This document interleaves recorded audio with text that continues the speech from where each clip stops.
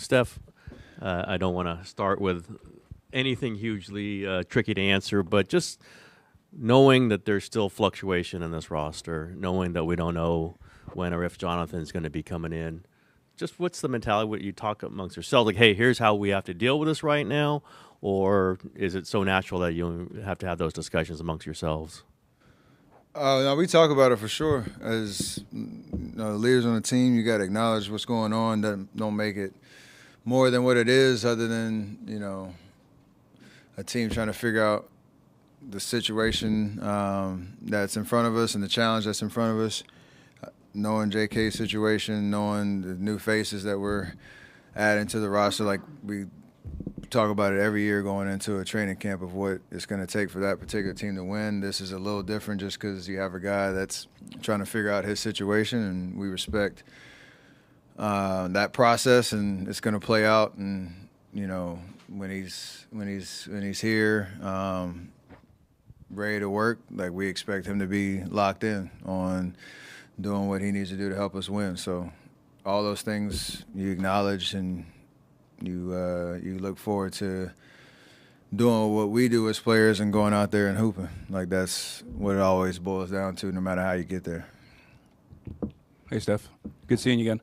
Tell me, in the offseason, you went to a couple of Valkyries games. What was that like as far as getting to see the fans in a different perspective? And I think you mentioned even yourself that you guys normally are the base team, but now you have a sister team to root on. It was awesome. I think they probably surprised a lot of people with the way that they played and the level that they were winning and making the playoffs in the first year. But the vibe and the atmosphere in here was awesome. I was traveling a little bit more than I thought, so I didn't get to as many games as I wanted to. But it was such an exciting experience from the whole family. It was definitely a different vibe than normal Chase Center that we're used to when we play, and that's a great thing. The summertime energy with a different product out there on the floor was great. So hopefully they are going to kick it up another notch next summer. Were you able to jealous at all of a different kind of environment, given the kind of that energy that they brought? No, I think it's exactly how it's designed, which is perfect. Steph, good to see you. What's up, Nick? How you doing? Good. When you have talked to Jonathan recently, what's the message you're trying to get across to him? Negotiations are hard. We all know that. The idea of everybody's situation is a little different. Everybody can come up with whatever narrative they want to. It's how business kind of goes. Some things are pretty straightforward. Some things aren't. This is definitely in the aren't conversation or category. But when he comes and he's here, he should be a professional and do exactly what he expects to do and take advantage of his opportunities to help us win. Like everybody who's in the locker room, that's what you're committed to do. And so I don't have any concerns that he'll approach it that way, and that's what we expect. Steph, you're approaching a decade since your unanimous MVP season, and you're still playing at a very high level. How have you been able to evolve your game to sustain that level of production?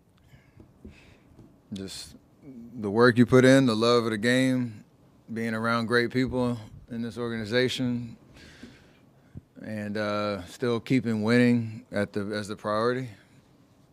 And I'm blessed to still hopefully be in that situation for a couple more years. Steph, how you doing? I'm great, Ron. How you doing? Good, thanks.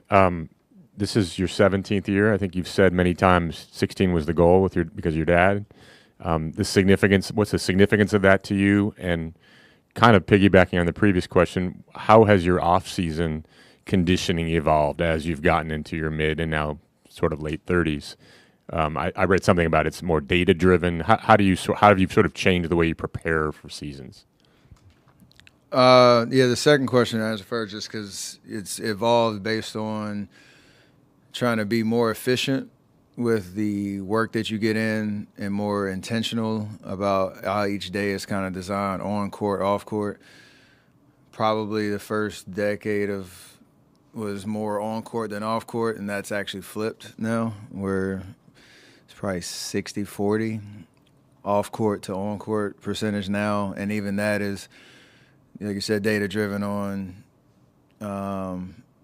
heart rate stuff, foot strikes, how long you're on your feet, like all those type of things that help monitor the output that you have over the summer, so that you're working smarter and coming into camp fresh, knowing that there's still a little bit of building to go. That's what training camp's for, but that I'm in pretty good shape where you're not putting your body through any type of unnecessary stress with that transition from off season to in season.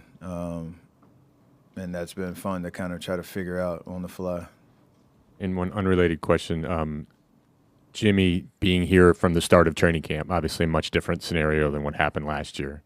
Obviously that helps you guys. In what ways does it help? How significant can that be to have him right from the start? I think first it helps him just as a human being, as a player, to have something that he knows, a situation he knows, based on how last year ended, how we do things, what he can help and continue to help us do at a high level, but then just have that clarity coming in where we can have the conversations that we were having, in a very short span after the trade last year. And it's, the way that we finished playing, or our record towards the end of the year, it was fun for all of us. So to kind of carry that momentum into a training camp, I think he's talked about just how happy he is to be in a space where he can just play basketball and there's not any noise around him. I think that's refreshing for him, and then that should carry over to our prep as a team. Are you comfortable with how the roster, I guess I'll say, is going to look, and the process to get there? I think with this last little piece that needs to settle, I think I'm extremely happy with a different look. We're just trying to carry the momentum that we had from last year. Understanding getting through an 82-game season is the challenge for every team, but especially a veteran team. But the way that we finished and the record that we had, and obviously before I got hurt during the second round, like we were a relevant threat, and I think we've gotten better.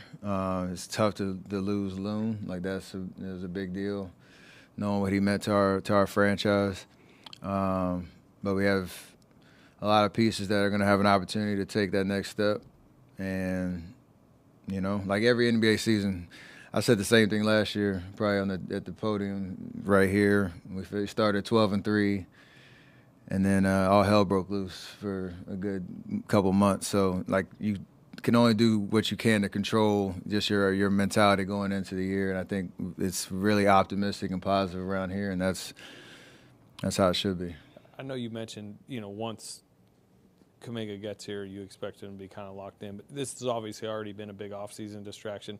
There's almost an inevitability it's going to bleed into once he gets back. How concerned are you just, about the overall distraction of the situation? I don't frame it like that. I think he's going to get asked questions. To your point, you're asking questions. Everybody's going to ask questions about it. But what happens when I leave this microphone and we go in the locker room and us players talk, like, that's going to be the make or break of how we kind of move into the year with the right frame of mind. So the good news is you've been around long enough. Me, Draymond, Jimmy, we've all been around long enough to know how to separate the business of it to the basketball of it. And those are two totally different areas. So our job is to focus on the basketball part and not let it become something that gets in the way of how we approach every day. With that said, how unique of an offseason has this been? Like, just that whole situation. I'm sure you've been through many a teammates trying to get paid, but I don't think we've ever been in anything like this. Does this feel like a unique situation? I think everything we do around here is unique, for sure. So it kind of adds to that journey. Us being realistically championship relevant for this long is unique. Us trying to maintain that for as long as we have is unique, and J.K.'s situation is unique. Me being in my position where I'm at in my stage of my career is unique. Like the whole deal is just it's you got to take the good with the chaos as well of it, because it is kind of unprecedented. So keeps me going because it keeps everything, kind of front and center on trying to, again, focus on winning. Like, we've done a really good job of that over the years and want to keep doing it. Some of us have talked a lot about like the age of the top guys. Mostly Nick Friedel brings it up, but especially with how last year ended, how cognizant or worried are you about you guys having to play a really heavy load to get to the postseason and then do the postseason thing? Is this something that you have to manage or pay attention to, considering you guys are Nick Friedel's age? You gotta pay attention to it for sure. Acknowledge what makes your team, what character it has to obviously play. Have the expectation that we're gonna be capable of beating everybody and anybody on any given night. But to your point, the endurance of 82. I think last year the biggest thing was we don't want to be in a position where you're chasing down the stretch of the season. Like, if you could at all be in control of that, where the last 2 months, even though we had a great record, it felt like every game was a playoff game for 2 straight months, and then you transition into a very tough 7-game series, and then you're 48 hours from a round 2, game 1. Like, it was a very condensed, high level of basketball. And so we want to be able to try to get through the 82 with a little bit more of a ability to kind of control the ebbs and flows of it. How we get there, like, we'll figure it out. Hello, Stephen. So this summer, it's your first time bringing the Curry camp to China, and there are a lot of young players from Korea, Japan, and China. And what potential you saw on those young kids? More than like specific potential of specific kids, just the idea of basketball at a high level around the world is continuing to grow. The skill level is, and the excitement around the game is really special, and I was happy to kind of experience that in Chongqing this year and have something that I've done here in the States for a very long time with the Curry camp and bring it over there. So basketball's at an all-time high, not only from an awareness and fandom perspective, but from kids who are playing and really taking it seriously and working on their game. So it's great to see. Steph, hey, in terms of your off-season, you talked about the high-level, condensed high-level basketball you played. How long did it take for the frustration of the way it ended to kind of go away for you? And also, how was this off-season? Last summer, you played a lot of very intense basketball. Was this a more rejuvenating or relaxing off-season after that disappointment? I don't think I'm over that disappointment, because you always wonder, what if, like, had I not gotten hurt, had we won one more game in that second round and give me a chance to come back, had we not been chasing the last 2 months. Like, you always, as a player, you always think about that type of stuff. So and it motivates you to understand what you can do this year to put yourself in a better position. So I think I'm still carrying that, which is, I think, healthy and a good thing. And this summer it's always chaos around my schedule and all that, but it was really fun and rejuvenating to be able to work in your game, do the stuff that I want to do and need to do off the court. I have 4 kids running around, so it's crazy. And just enjoying myself, but also looking forward to today and this new year, because I know I don't have many more in front of me in that respect. So I'm excited to give everything I got to what's in front of me this year. To go back to the idea of separating basketball and business, that is like something that's pretty relevant to Jonathan right now.